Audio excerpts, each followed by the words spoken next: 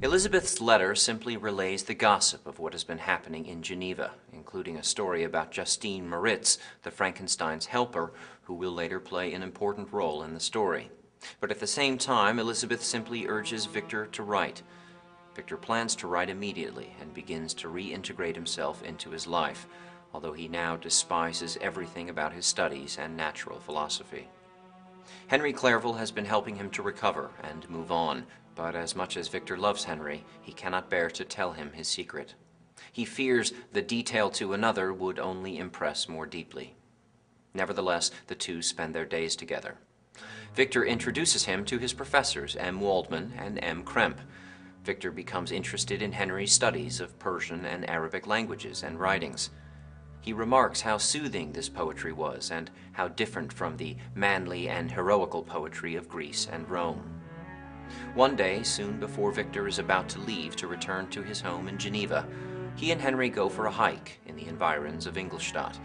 Victor recalls how at this time he had again begun to feel happy, thanks to the help and inspiration of his friend.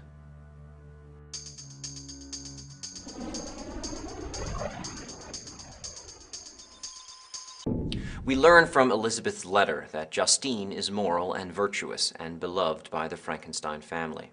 Like Victor's mother and sister Elizabeth, Justine has been saved by the Frankenstein family, namely Victor's father, from terrible circumstances in her home life.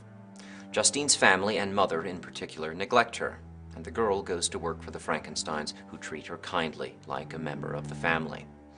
In this sense, she becomes another example of a passive female who is rescued by a strong man. Later in the story, we will see her being passive as well, as those around her decide her fate. Justine, like the other female characters, does not ever act as an active female agent. The introduction of Justine's character is also interesting because it reveals some of the conditions of class which exist in the novel and which the historical circumstances of Shelley's day, as well as Shelley's own personal attitudes, must have to some degree informed. For example, we learn that in Geneva there is less distinction between the several classes of its inhabitants, and the lower orders, being neither so poor nor so despised, their manners are more refined and moral. A servant in Geneva does not mean the same thing as a servant in France and England. Justine thus received in our family learned the duties of a servant, a condition which, in our fortunate country, does not include the idea of ignorance and a sacrifice of the dignity of a human being. Justine's noble character, which she illustrates throughout the novel, demonstrates the virtues of the lower classes. Neither class nor economics determines the degree of piety that a person possesses, but economics can prevent the poor from receiving justice in the courts, a theme which later becomes significant, particularly in the trial scene when the court condemns Justine for the monster's crimes.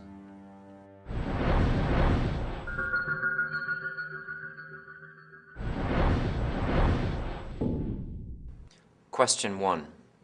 Elizabeth's letter introduces the character of Justine Moritz, a servant of the Frankensteins. Which words best describe her character? Violent and evil, moral and virtuous, sly and mischievous, solemn and pathetic.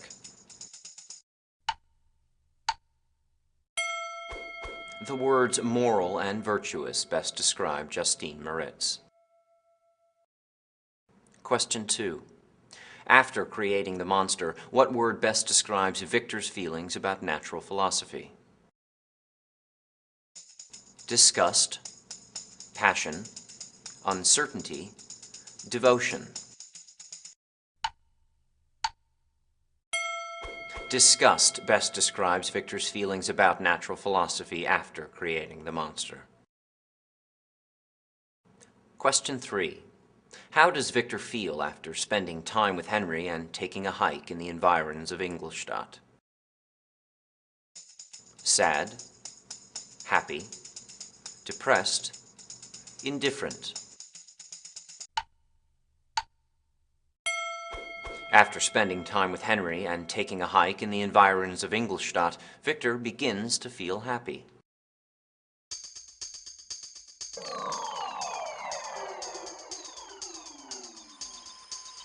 Upon his return from the trip, Victor receives a letter from his father, urging him to go home immediately and conveying the terrible news that his brother William has been murdered. William disappears during a walk in Plainpalais and is found murdered by strangulation. Elizabeth feels guilty for his death because she had allowed William to wear a locket with a picture of their mother inside it, which the murderer, whom she believes to be a robber, has stolen from the boy's neck. Victor immediately returns home, and during his journey he is very emotional and melancholic.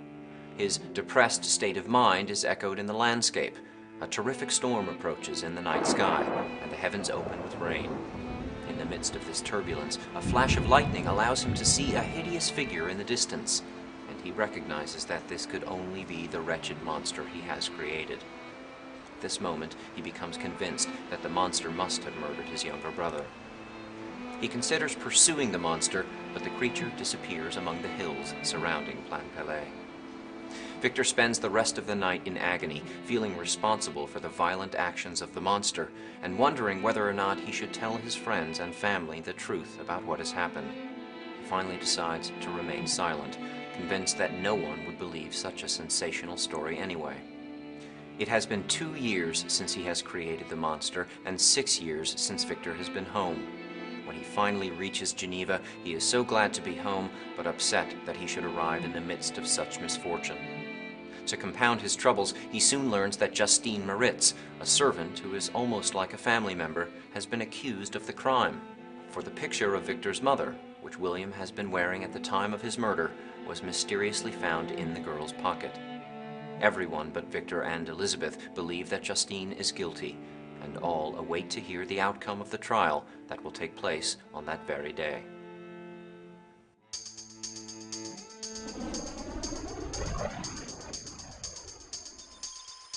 As the plot progresses and we learn that William has died and Justine has been accused, we are also presented with many vivid images of nature and the landscape. We see in Chapter 7 how nature plays a significant role in the novel. The landscape and weather often either reflect our narrator's turbulent state of mind or become a soothing relief for his mania. Victor's persistent melancholic state of mind has been enhanced by the news of his brother's death, and we see him describing the nature which surrounds him and its healthful effects as he makes his journey home. I remained 2 days at Lausanne. In this painful state of mind, I contemplated the lake. The waters were placid, all around was calm, and the snowy mountains, the palaces of nature, were not changed. By degrees, the calm and heavenly scene restored me, and I continued my journey towards Geneva. It is ironic that the very force that Victor seeks to tame, nature, becomes for him such a reliable safe haven and refuge. Furthermore, night, clouds, and storms often serve as ominous signs of approaching events. In the midst of a most violent storm, Victor sees his monster, and at the same time becomes aware of the first murder the fiend has committed. A flash of lightning illuminated the object and discovered its shape plainly to me. Its gigantic stature and the deformity of its aspect, more hideous than belongs to humanity, instantly informed me that it was the wretch, the filthy demon, to whom I had given life. The lightning flash here serves a dual purpose. On the one hand, it serves as a portent of doom, and at the same time, it reflects and illustrates the revelation that has occurred within his thoughts. Therefore, the great care that Shelley takes in her poetic descriptions of nature and the environment serves a deeper symbolic function and is another example of the element of the romantic in her work.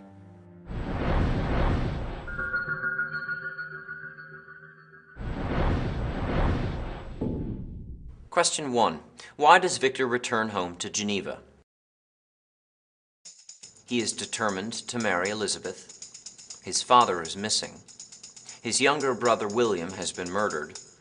He is searching for the monster. Victor returns to Geneva because his younger brother William has been murdered. Question 2. In Frankenstein, which of the following does not serve as an ominous sign of an approaching event? The color red, night, clouds, storms. In Frankenstein, night, clouds, and storms serve as ominous signs of an approaching event, not the color red. Question 3. Why is Justine suspected of murdering William? Blood was found in her bedroom. A locket worn by William was found in her pocket. William confided to a schoolmate that he feared her. A strand of her hair was found on William.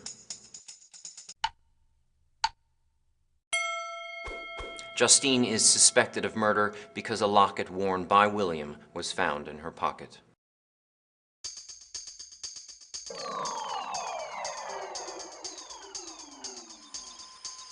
The trial takes place. Victor wishes that he could have confessed that he had committed the crime himself, but he realizes, though, that since he was out of town at the time of the murder, no one would believe him. So he watches the trial in agony as the circumstantial evidence piles up against Justine, who has no alibi and cannot explain why the picture was found in her pocket. Justine unexpectedly confesses to the crime, making Victor doubt whether or not he has really seen the monster at all. Elizabeth, who has always believed in the girl's innocence, is upset but agrees to see Justine. During the meeting, Justine says that under the pressure of the prosecutor, she has confessed a lie. Victor, of course, feels terribly guilty about what has happened because he believes that, as the creator of the monster, he is the true murderer. However, he knows there is nothing he can do to help. Justine's confession convinces the judge, and the girl is put to death the following day.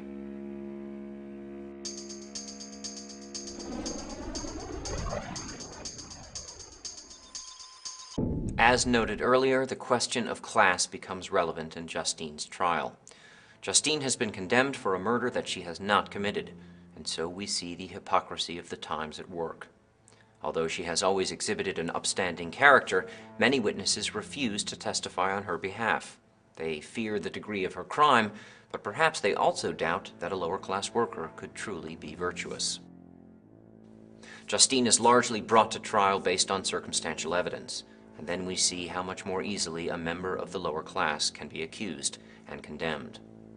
For example, she is practically forced to confess this crime by her confessor. "I did confess, but I confessed a lie. Ever since I was condemned, my confessor had besieged me. He threatened and menaced until I almost began to think that I was the monster that he said I was. Dear lady, I had none to support me. All looked on me as a wretch doomed to ignominy and perdition. What could I do?" The main disadvantage that Justine has is that when she is condemned, no one comes to her aid.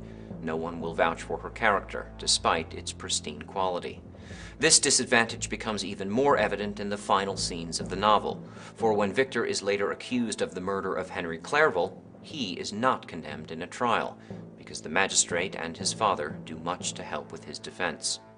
Were it not for the advantages that come to him through his social standing, Victor would have likely found himself in a similar situation as Justine. Therefore, Mary Shelley illustrates the hypocrisy of the legal system in this trial scene. She demonstrates first how character and class are not dependent on each other. Through Elizabeth's letter to Victor, we see how good of a person Justine is in contrast to Victor, who has often made bad decisions and used ill judgment.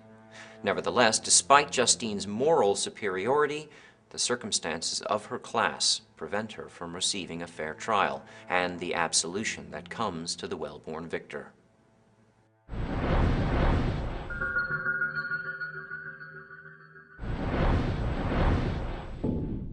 Question 1.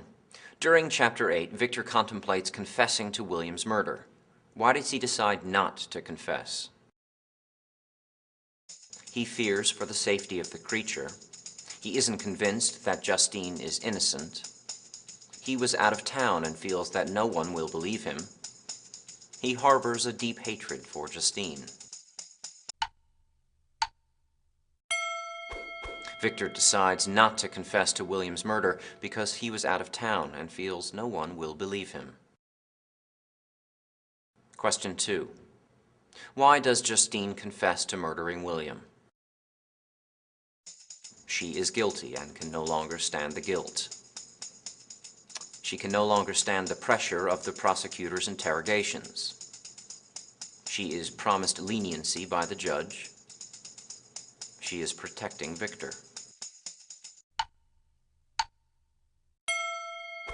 Justine confesses to William's murder because she can no longer stand the pressure of the prosecutor's interrogations. Question 3. Although Justine has always exhibited an upstanding character, many witnesses refuse to testify on her behalf. One reason could be that they fear the severity of the crime. What is another? They doubt that a lower-class worker could truly be virtuous. The trial occurs during travel season. They fear that they too might be killed by the monster. They feel it would be disrespectful to the Frankensteins. Many witnesses refuse to testify on Justine's behalf because they fear the severity of the crime, and perhaps also doubt that a lower-class worker could truly be virtuous.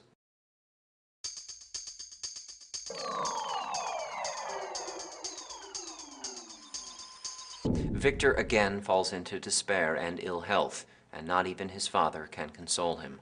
He contemplates suicide, but he cannot bear to cause such grief to his family, and especially his dear Elizabeth. Living in fear of the monster's next crime, Victor longs to see the creature again in order to take revenge for the deaths of William and Justine. To make matters worse, Elizabeth has been utterly destroyed by grief. Her happiness and faith in humanity and its justice has been lost. Nevertheless, despite her sad state, she still encourages Victor to take heart and recover. About 2 months after Justine dies, Victor leaves home to go on a hike and see the comforts of nature. After an exhausting and woeful journey, he finally arrives at the village of Chamonix and goes to sleep.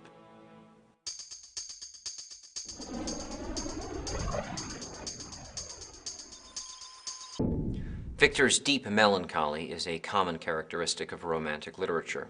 One calls to mind John Keats' poem Ode to a Nightingale, which is an excellent example of romantic melancholia.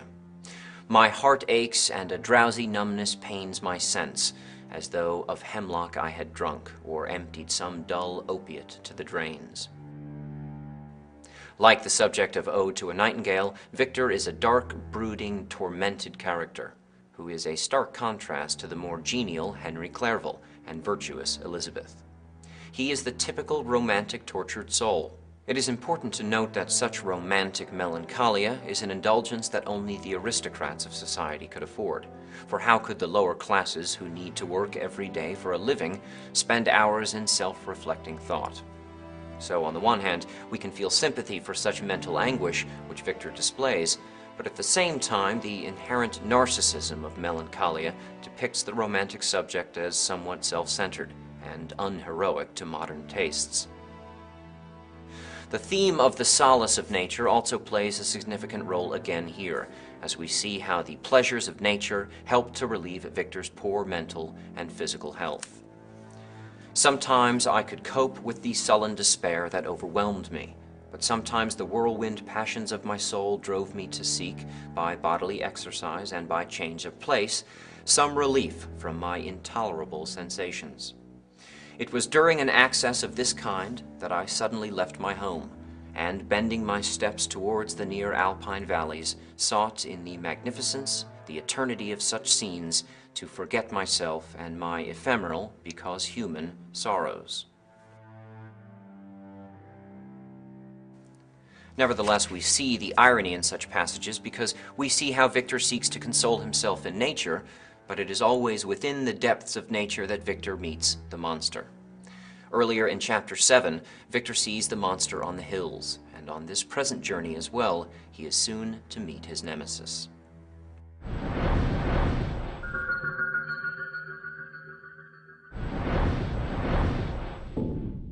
Question 1. Which of Victor's characteristics is common to romantic literature? His deep melancholy, his love of nature, his difficulty to reconcile difficult situations, his difficulty to commit emotionally to Elizabeth. Victor's deep melancholy is a common characteristic of romantic literature. Question 2. Why is Victor's romantic melancholia considered an aristocratic indulgence?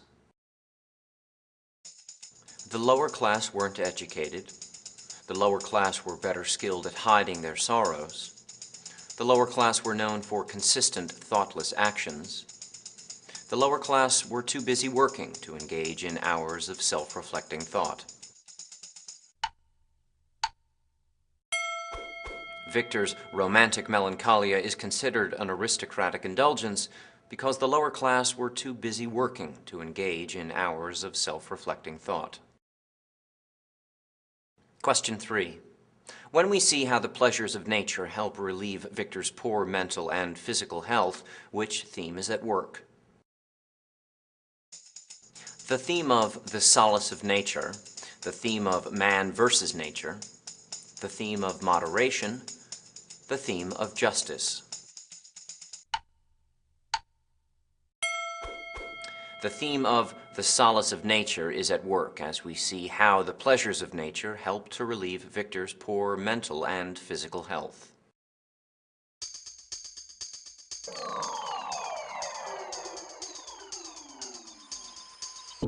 Frankenstein wanders through the valley and eventually decides to hike to the summit of Montanvert.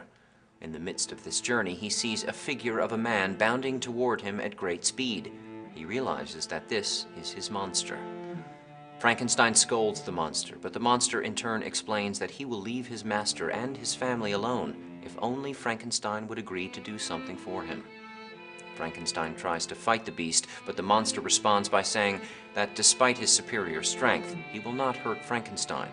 A creation should not hurt its master, and a master should not hurt his creation. Frankenstein again rebukes his creation and refuses to listen, but the monster continues to entreat him. The creature explains that he is lonely, and he begs Frankenstein to listen to his tale. He appeals to his master's reason, even calling Frankenstein a hypocrite for condemning the murder of his younger brother, but having no qualms about wanting to destroy his own creation. The monster finally convinces Frankenstein to listen to his tale by saying that it rests in the master's hands whether or not his creature will lead a harmless or harmful life.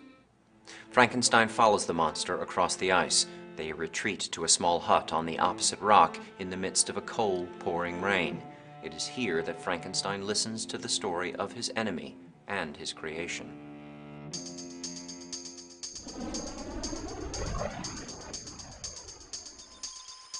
It is no accident that Victor first confronts his creation face to face high in the remote peaks of the surrounding mountains. This remote natural setting enhances the biblical resonance of the scene between the two, for this is a confrontation between the Creator and the creation. The monster clearly resembles the figure of Adam, the first man in Genesis. However, at the same time, the monster has many devilish characteristics as well, and he describes himself in such terms to his master.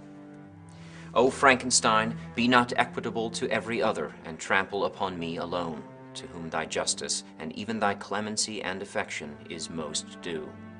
Remember that I am thy creature. I ought to be thy Adam, but I am rather the fallen angel, whom thou drivest from joy for no misdeed. Shelley is here offering her own version of the creation story treated by John Milton in his Paradise Lost, which we later learned the monster has actually read. Shelley is not the only romantic to treat biblical subject matter. Lord Byron, for example, has also used biblical matter for his Cain. However, apart from viewing this scene as an encounter between creator and created, we may also view it as a confrontation between Victor and himself. For we may also choose to read the monster in metaphorical terms as a projection of the darker side of the subject's psyche. The monster represents the fallen angel that lurks in all humans. The monster represents the irrational side of the psyche that is lonely, remote, angry, impulsive, and otherwise emotional. Remember, of course, that Victor sees the monster on one of his solitary excursions into the wilderness in the midst of a melancholic episode. So, as the monster asks for his creator to redeem him, he, in a way, is like the part of Victor, or the part of all of us, that seeks to transcend the limits of the human condition. The monster seeks to find a way to become more like a human, and Victor seeks to find a way to forget his monstrosity. Therefore, the story of Frankenstein itself becomes a way of reflecting on the necessity for balance between these two opposites.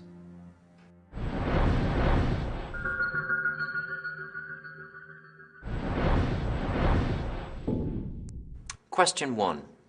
Where does Victor first confront his creation face to face? High in the remote peaks of the surrounding mountains, in the damp streets of Ingolstadt, in the servants' quarters of his father's home, at the execution of Justine Moritz. Victor first confronts his creation face to face, high in the remote peaks of the surrounding mountains.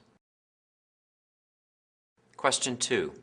During their confrontation, the monster laments that he should have been Victor's Adam, but rather is his lost animal, laboratory waste, fallen angel, orphaned child. During their confrontation, the monster laments that he should have been Victor's Adam, but rather is his fallen angel. Question 3. How does the monster finally convince Victor to listen to his tale? By threatening to kill him, by weeping uncontrollably, by showing him a photograph of Elizabeth, by saying it is up to Victor whether he leads a harmless or harmful life. The monster finally convinces Victor to listen to his tale by saying it is up to Victor whether he leads a harmless or a harmful life.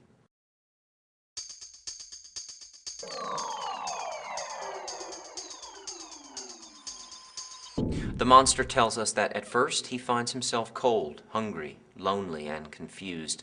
As he travels through the woods, though, he slowly learns how to provide for himself. One day, he comes across a man in a small hut. The man, of course, runs away when he sees the monster, as do a group of villagers whom the monster later encounters. The poor creature seeks only warmth and companionship, like any human would, but can find none. The chapter concludes with the monster's recalling how he began to spy upon a family going about their daily business. He remembers especially how he could not bear to see touching moments of affection between the family members. Watching the family members interact with one another makes the monster realize just how lonely he really is.